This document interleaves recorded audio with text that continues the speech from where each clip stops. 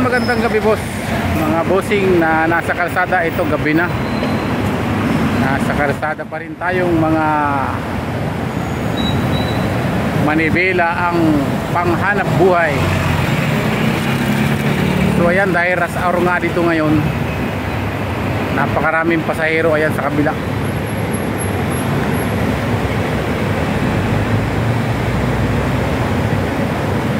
Ang pasahero dito, ang sistema, lahat nakapila.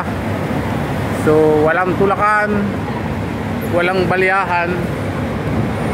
Ganyan yung transport dito sa Hong Kong. Hindi nagtutulakan yung pasahero, hindi nagpipinahan yung mga bus. Yan. So malaki yung pinagkakaiba. Kahit ako nung makarating dito, naisip ko malaki ang pinagkakaiba kumpara dun sa sarili kong bansa.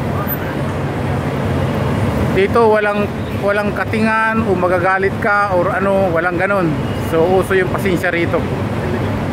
So ayan, kung nakikita nyo, kung saan ka talaga bus stop, doon ka.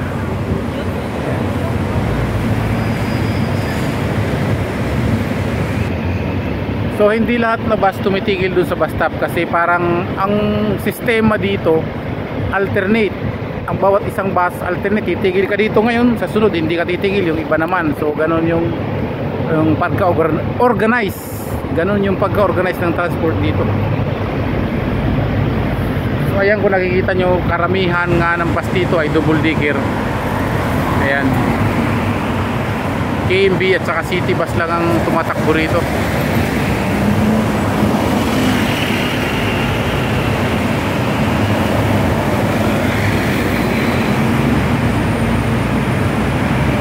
So ayan, sa kabila napakahaba pa rin ang pila hanggang ngayon.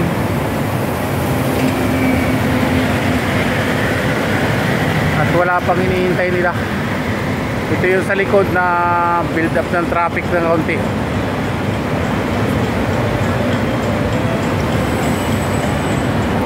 Ito yung mga building dito. Ayan yung K11. Balik tayo dito sa kalsada. So ayan yung bus, napakarami. Paghapon kasi dito napakarami ng bus.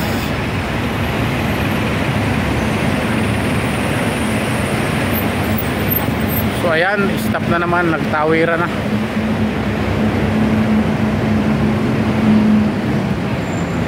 Karamihan dito bumibiyahe sa area na to sa Kowloon ay KMB. So ang bumibiyahe ng city bus yung A21 lang na airport. So may city bus pang mga malayuan ang biyahe niyan. So itong mga KMB na to, ito yung pang dito lang sa city ng Kowloon. Kasi kumbaga sa ano, dito yung main ng garahe nito sa Kowloon, dito sa city Kowloon sa Hong Kong. So ayan, kung napapansin nyo, sunod-sunod to, kulay-pulay yung kalsada natin, puro bus.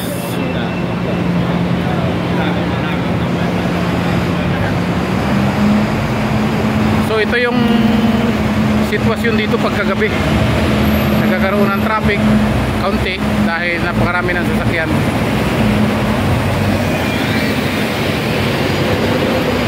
So yun, hanggang dito na lang yung ating videos. Sa sunod naman. At ako'y uuwi na. At ako'y nagugutom na rin. So shout out na lang dyan sa mga nanonood ng aking munting YouTube channel. Maraming salamat sa inyo. At sana suportahan nyo yung YouTube channel ko. Lagi nyo makikita yung sitwasyon dito sa Hong Kong, yung kalsada, yung mga public bus, yung lugar. So yun lang. At maraming salamat sa atin lahat. God bless you all. Mabuhay kayo.